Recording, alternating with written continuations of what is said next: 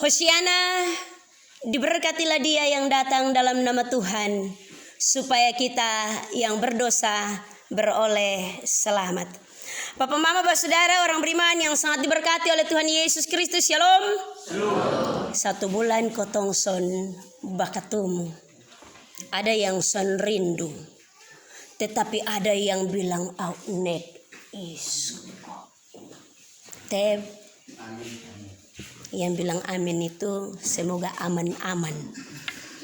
Bapak, mama, saudara, orang beriman, apabila ada tamu entah itu dari pihak pemerintahan atau mungkin juga dari pihak gereja yang datang untuk mengunjungi, misalnya di Dusun 4 Sonhalan Enoni, maka dari jauh-jauh hari kotong akan bentuk panitia penyambutan dan penjemputan.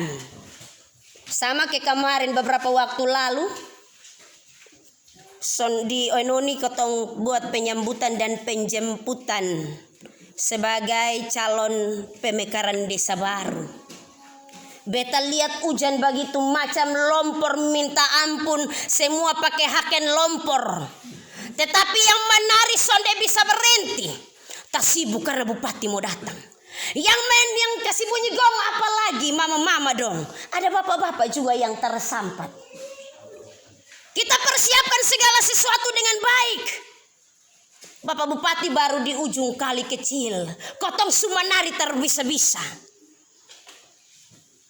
Ada yang bilang bupati nemen. Tep mama-mama. Itu mama-mama di bagian itu. Semua orang mengeluh-elukan. Ini hari bupati masuk di Enoni, calon pemekaran desa baru. Demikian juga bapak mama yang terjadi pada tanggal 24 Maret 2022. Baru 3 hari lewat. Ini hari tanggal 27 ya. Ada yang kesoe tanggal 24. Orang Enoni kalah berita.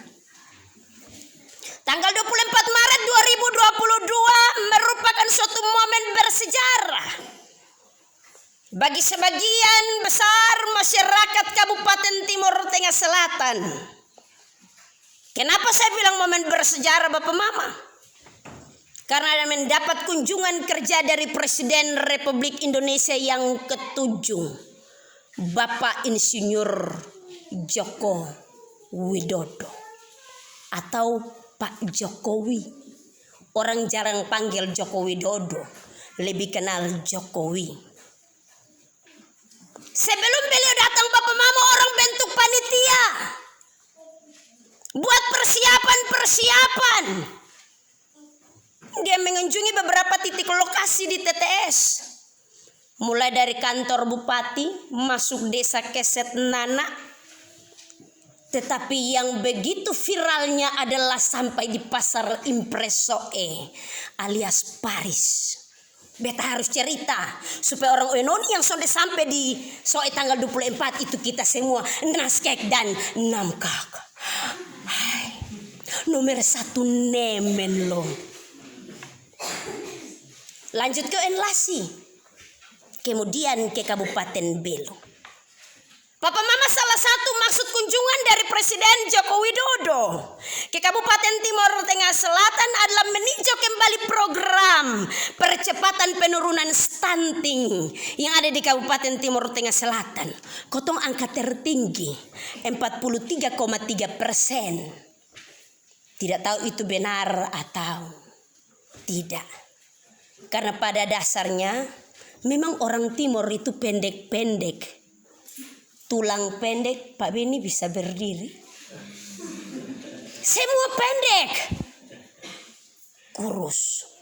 Rambut keriting. Muka kabur-kabur. Mungkin itu yang disebut stunting.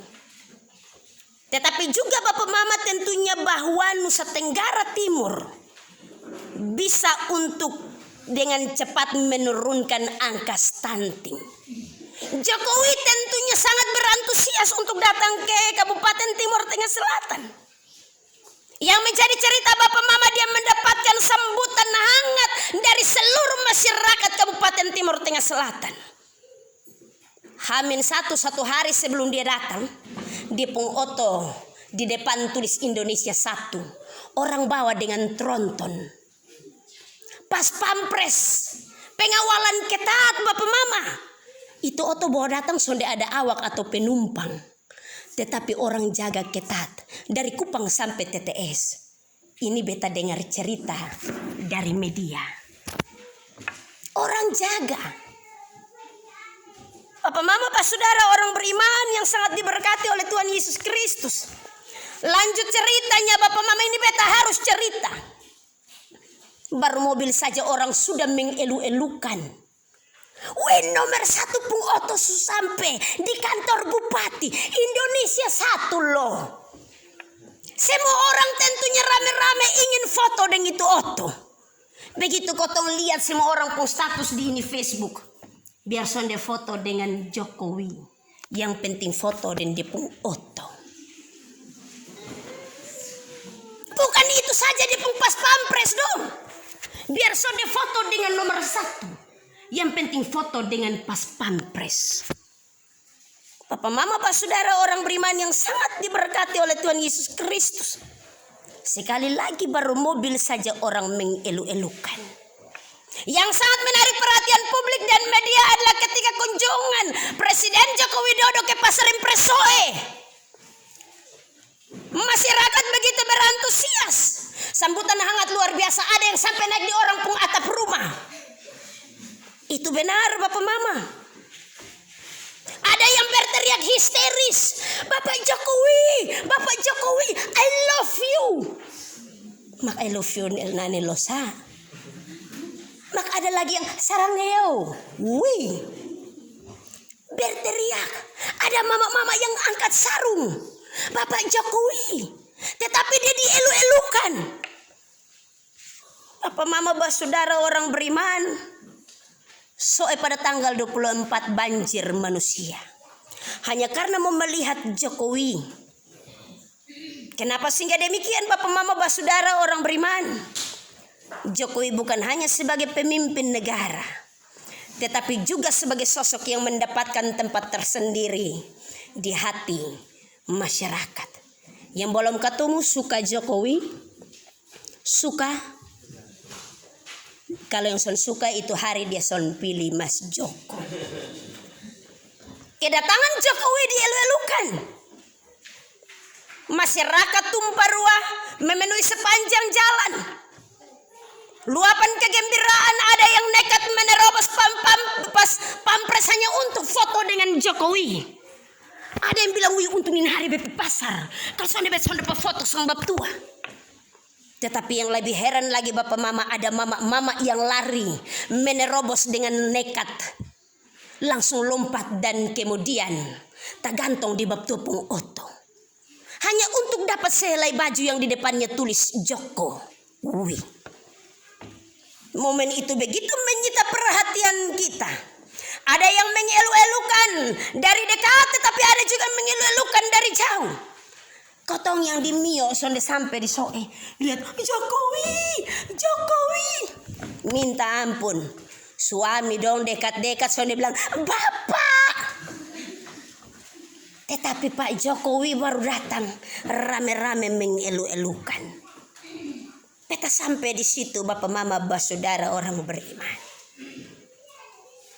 Tentunya bahwa sosok Yesus adalah satu figur yang pada masanya mendapatkan tempat tersendiri dan mendapatkan perhatian tersendiri di hati para pengikutnya. Kalau kita membaca bagian firman Tuhan ini, dan setelah mengatakan semuanya itu, Yesus mendahului mereka dan meneruskan perjalanannya ke Yerusalem. Di bagian selanjutnya bapak mama dari bagian ayat ini, tentunya bahwa sebelum Yesus sampai ke Yerusalem sudah ada banyak orang menanti dia dekat Betfage dan Betania. Banyak orang menanti Yesus di sana. Mereka mengelu-elukan Yesus sebab mereka telah mengetahui karya dan pelayanan Yesus. Serta ada begitu banyak mujizat-mujizat yang dibuat Yesus bagi orang banyak. Kehadiran Yesus tentunya menjadi suatu tanda pengharapan baru bagi mereka yang sedang ada dalam penderitaan karena penindasan dan juga di bawah pemerintahan penjajahan pemerintah Romawi ketika itu. Mereka tentunya sangat mengharapkan kehadiran Mesias sebagai juru selamat, dan ketika Yesus sampai di sana ada suatu tanda pengharapan yang sangat besar. Mereka bukan hanya hadir tetapi mengeluh-elukan Yesus. Bapak Maba Saudara orang beriman, tentunya bahwa cerita Yesus dielu-elukan ini dicatat dalam keempat kitab Injil. Dicatat dalam 4 kitab Injil. Matius, Markus, Lukas, dan Yohanes. Tetapi kalau kita baca dengan detail Bapak Mama, bahwa hanya Matius, Markus, dan Yohanes yang tentunya berbeda dengan Injil Lukas. Di dalam Matius, Markus, dan Yohanes diawali dengan kata Hosana. Pada ayat yang ke-38 dari bagian ini firman Tuhan. Hosana.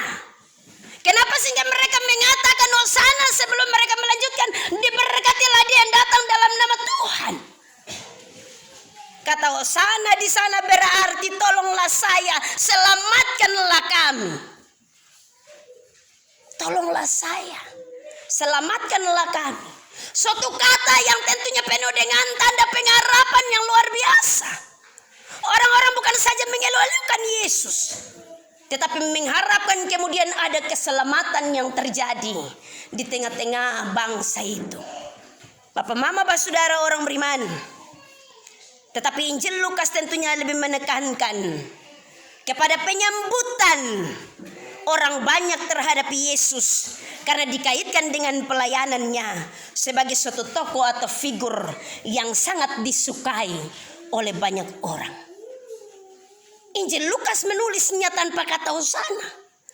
Karena yang ada dalam penyampaian Injil Lukas, Yesus hadir sebagai suatu tokoh, suatu figur yang disukai, datang sebagai raja yang diberkati. Injil Lukas melihat bahwa mujizat yang dilakukannya serta pengajaran-pengajarannya membuat orang banyak mengelu-elukan akan dia. Bapak Maba Saudara orang beriman yang sangat diberkati oleh Tuhan Yesus Kristus, tentunya bahwa popularitas Yesus ini tentunya sangat mengganggu orang Farisi. Kehadiran Yesus sebagai seseorang yang sangat dielu-elukan oleh banyak orang ketika itu membuat orang Farisi dan imam-imam besar, ahli-ahli Taurat menjadi terganggu. Wih, selama ini beta mah, sekarang sudia lain. Dulu beta yang tampil-tampil, tapi sekarang kalau dia lain. Iri dan cemburu pasti ada. Tentunya bahwa Yesus ada dalam posisi ini karena sebagai suatu figur yang hadir, yang baru hadir. Tetapi orang lain tentunya melihat karisma yang ada pada diri Yesus. Dia begitu memiliki daya tarik yang sangat luar biasa. Jangankan hanya lihat dia pun muka, dengar dia pun nama saja seperti Jokowi, orang Susanang. Apalagi kalau lihat dia pun muka secara langsung. Para ahli orang Farisi dan ahli-ahli Taurat merasa sangat tersisih. Bagaimana nanti dengan ketong? Mereka adalah pemimpin agama Yahudi. Karena itu mereka merasa bahwa mereka telah digeser oleh kehadiran Yesus yang begitu luar biasa. Ada banyak orang suka dengan dia, ada banyak orang mau dengan dia, ada banyak orang mengikuti dia. Para pemimpin agama Yahudi menjadi kehilangan, orang bilang pamor atau ketenaran dan popularitas. Jadi hilang. Karena itu Bapak Maba Saudara orang beriman, ada beberapa di antara orang Farisi yang berkata, "Guru, tegurlah murid-muridmu itu." Jawabnya, "Aku berkata kepadamu, jika mereka ini diam maka batu ini akan berteriak." Tentunya bahwa mereka menyampaikan apa yang menjadi keresahan hati. kalau semua orang hanya lihat sang dia suka sang dia, mau sang dia, kotong ada di mana? Bapak mama bah saudara orang beriman, tentunya bahwa hal ini terjadi dalam kotong pun hidup tiap-tiap hari. Menjadi pemimpin itu ada yang suka dan ada yang sonde suka. Ada yang akan cari kotong pung kaki dan ada yang sonde akan cari kotong pung kaki. Ada yang cari muka dan tentunya ada yang sonde akan cari muka. Orang akan berupaya untuk mencari sisi-sisi buruk kita. Tetapi ada juga yang tentunya begitu memikat hati kita. Ada pro dan kontra. Siapa yang bilang kemarin Jokowi datang itu semua orang suka dia?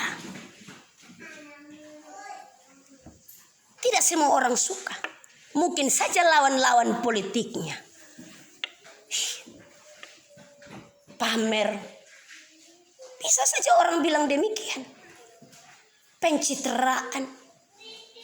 Tetapi luapan masa kemarin itu tentunya menggambarkan sosoknya begitu berkarisma dan mencuri perhatian. Tidak munafik, tidak pura-pura.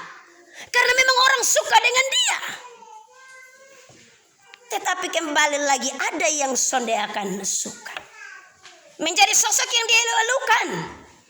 Sekali lagi Bapak Mama, karena ia memiliki karisma tersendiri untuk memikat dan mencari perhatian orang. Karisma apa yang dimiliki oleh Yesus? Dia memiliki belas kasihan yang begitu luar biasa. Dia bergaul dengan orang berdosa, para pelacur dan pemungut cukai. Dia tidak memandang siapa dirinya sebagai anak Allah. Tetapi dia juga bergaul dengan kaum minoritas. Sampai kepada mereka yang tidak dianggap sama sekali. Orang miskin, orang sakit, dan orang-orang yang tidak memiliki pengharapan sama sekali. Yesus datang dan berjumpa dengan mereka. Karena itu mereka melihat satu tanda pengharapan telah datang. Keselamatan telah datang. Jangan sampai kotong hanya sekarang ini Bapak Mama. Mulai tahun-tahun aneh. Sekarang semua pejabat jalan itu kaca mobil turun. Karena ini sudah masuk tahun aneh. Begitu kalau tahun aneh ini jalan biar kita sonde kenal ju.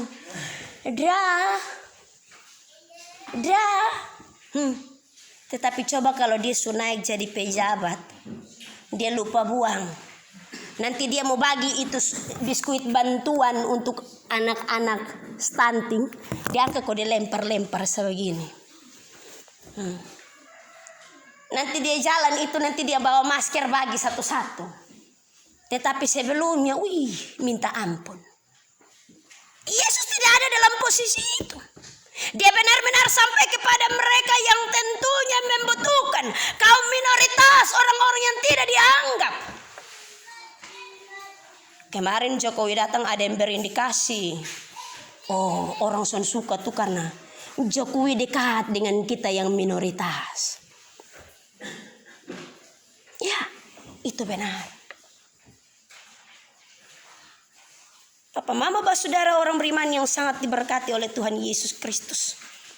Yesus merupakan sosok pemimpin yang mampu untuk tentunya menggugah perhatian orang. Saya mengutip satu tulisan oleh seseorang yang begitu terkenal.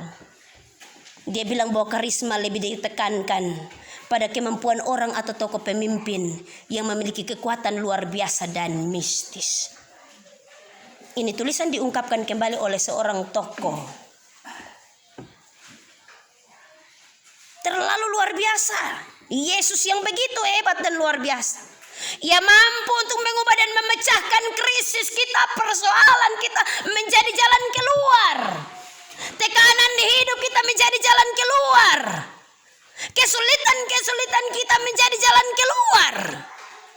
Kehadiran Yesus dia membawa dampak bagi kita. Dia menciptakan rasa nyaman untuk kita.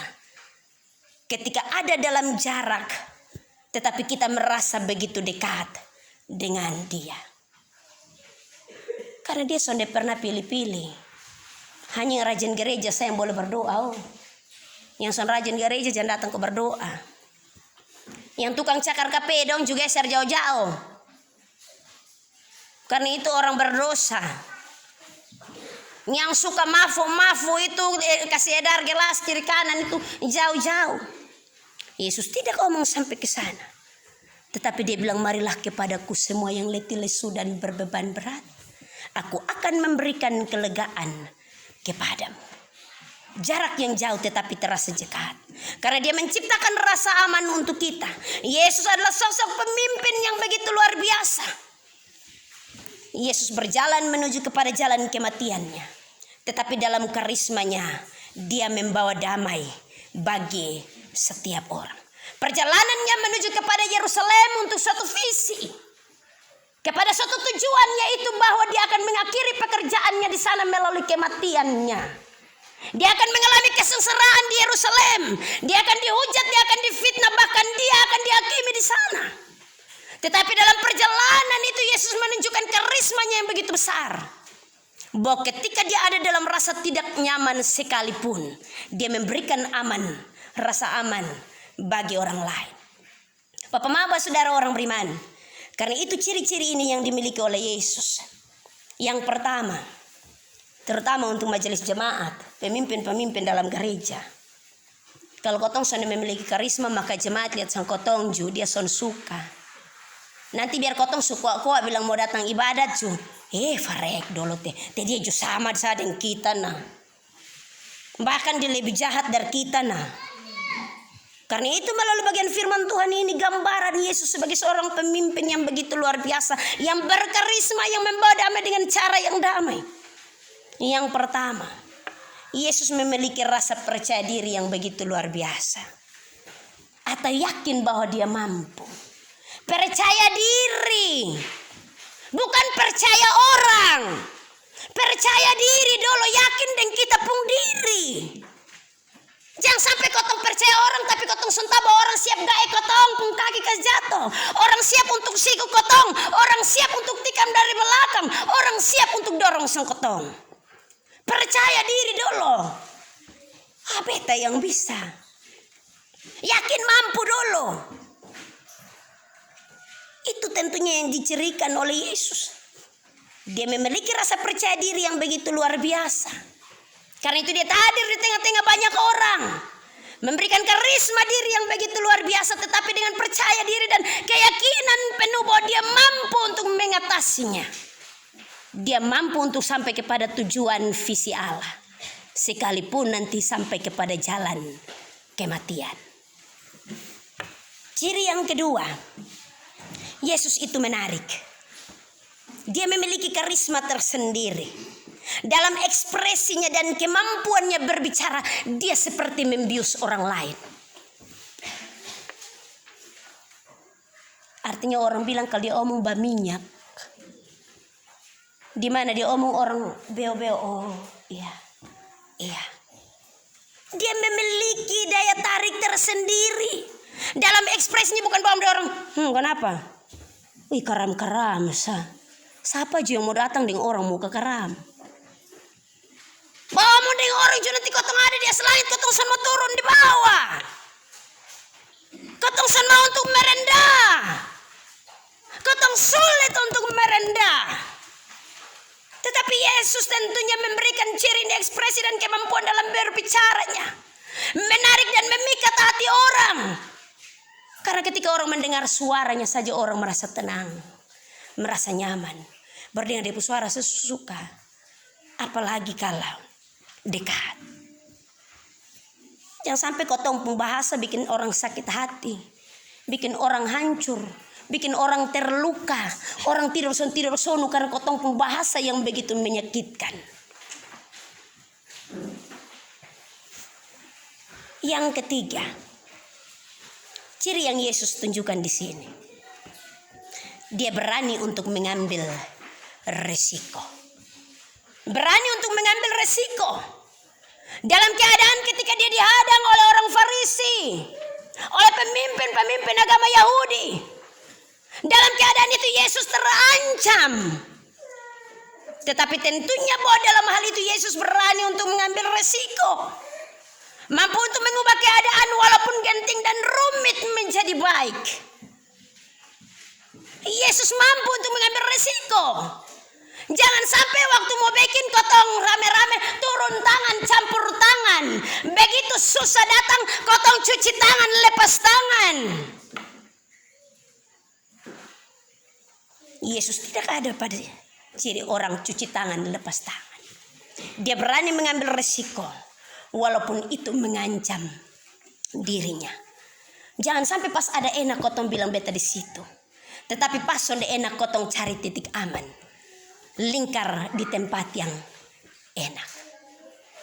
Yesus tidak mencari titik aman, tetapi dia berani untuk mengambil resiko, mengubah keadaan itu menjadi baik, mengubah keadaan itu menjadi suatu tanda pengharapan yang begitu luar biasa, mengubah keadaan itu dengan cara damai. Dia tidak arogan, kau bangun langsung falungku bapukul. Sonde, dia tahan-tahan diri, tenang-tenang bikin babae. Bukan bangun dan bikin rusak. Yang keempat atau yang terakhir, ciri Yesus adalah seorang pemimpin yang punya pemikiran jauh ke depan. Atau di pembahasa kasih naik bilang berpikir visioner, Bapak Mama. Beta kasih tahu ini supaya nanti kalau jalan-jalan, tahu mau sa au now, mau sa visi. Mau ikut visi. Kemudian nanti pas lapar mama, om nam sa visi. Dia seorang pemimpin yang tentunya berpikir jauh ke depan. Dia tidak berpikir melihat ke belakang, tetapi dia berpikir jauh ke depan untuk menyelamatkan manusia dan dunia. Dia tidak tertahan hanya karena orang Farisi dan ahli Taurat yang menahan dia ketika menuju kepada Yerusalem, tetapi dia berkata, saya harus sampai ke Yerusalem. Karena itu dia berkata, aku berkata kepadamu, jika mereka ini diam, maka batu-batu ini akan berbicara. Tetapi dilanjutkan bahwa dia memiliki visi yang ke depan. Karena itu ketika dia mendekat dengan Yerusalem, maka menangislah ia. Katanya, wahai betapa baiknya jika pada hari ini juga engkau mengerti apa yang perlu untuk damai sejahteramu. Yesus berbicara soal masa depan, soal keselamatan, soal visinya untuk sampai kepada Yerusalem. Dia sudah berbicara soal dia harus aman. Tetapi dia berbicara bahwa walaupun nanti dia sampai di Yerusalem, seperti yang digambarkan, sebab pada hari ini musuh-musuh mengelilingi, dan engkau dengan kubu lalu mengepung, dan kemudian yang berikutnya menghimpit engkau dari segala jurusan. Dia tidak berpikir sampai ke sana. Dia tidak berpikir bahkan akan membinasakan engkau beserta dengan pendudukmu. Tetapi yang dia berpikir adalah bagaimana damai sejahtera itu sampai ke Yerusalem. Ada orang bekerja, ada orang melayani, ada orang hidup dalam kehidupan bergereja dan berjemaat serta bermasyarakat. Tetapi begitu banyak orang tidak pernah berpikir bagaimana damai sejahtera itu ada dan hadir di tengah-tengah kehidupan persekutuan. Orang sudah berpikir itu karena orang akan berpikir soal dia punya kepentingan dirinya. Orang akan berpikir soal dia punya kepentingan perasaan. Orang akan berpikir bagaimana dia ada di titik aman untuk dirinya. Dia tidak akan berpikir damai sejahtera untuk orang lain. Yesus pemimpin yang begitu luar biasa, pemimpin yang sangat berkarisma, sehingga Gemit mengangkat tema itu. Yesus pemimpin berkarisma, membawa damai dengan cara damai. Membawa damai dengan cara damai. Kita semua tentunya memiliki visi ke depan, seperti gambaran Yesus yang datang karena visinya. Kita semua datang dan ada di tengah-tengah kehidupan persekutuan, supaya kita menjadi pembawa damai sejahtera di tengah-tengah kehidupan bergereja, berjemaat, di tengah-tengah kehidupan persekutuan. Tetapi supaya di sana Allah juga dipermuliakan.